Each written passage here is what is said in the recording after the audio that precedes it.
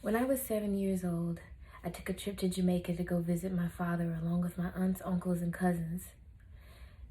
We didn't have much money back at home, and my mom put together as much as she could to make sure that I could go visit him during the summer. I had so much fun spending time with my family, but one thing that stuck out to me was a glass blue decanter set that I saw in the china cabinet in my father's kitchen. He told me that it was something that my great-grandfather had brought from Great Britain all the way back in the mid-1800s. So it had been in the family for a very long time. During my vacation when I was 7, I didn't realize that that would be the last time that I saw my father alive.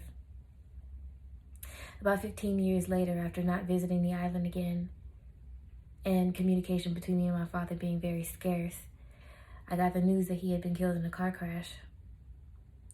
While my world had been turned upside down and I was completely devastated, I had to make the quick decision to gather up whatever money I had to buy tickets, buy a passport, and to get myself to Jamaica for the funeral. Now, while I was very devastated and heartbroken at the loss of my father, I was almost embarrassed about the amount of time that I had spent away from my distant side of my family. I hadn't spoken to any of my aunts, uncles, or cousins, really. And I doubt that they even knew who I was anymore. But to my surprise, when I came to the island, I realized that not only did they knew who I was, but they had been longing for me. Once I got off the plane, they greeted me and let me know how much that I reminded them of my father, how much we resembled, how our mannerisms were the same.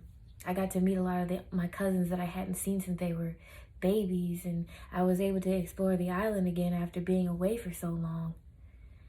To my surprise, my memory was quite sharp when I came back. I remembered how certain things in the living room were arranged when I came, and going to certain places, and how my dad took me to the horse track for the first time. But one thing that did stick out to me was that blue glass decanter set. And I saw it again after years and years of being gone. I knew exactly what that was. I saw it in the kitchen, and I told my aunt about how he told me the story behind it. And she told me, "Do you want it?" I said, "Can I have it?"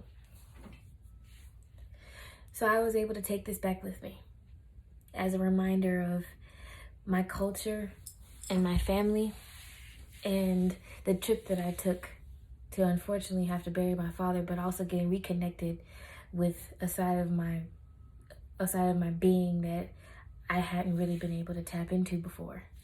And that was the vacation that changed my life forever.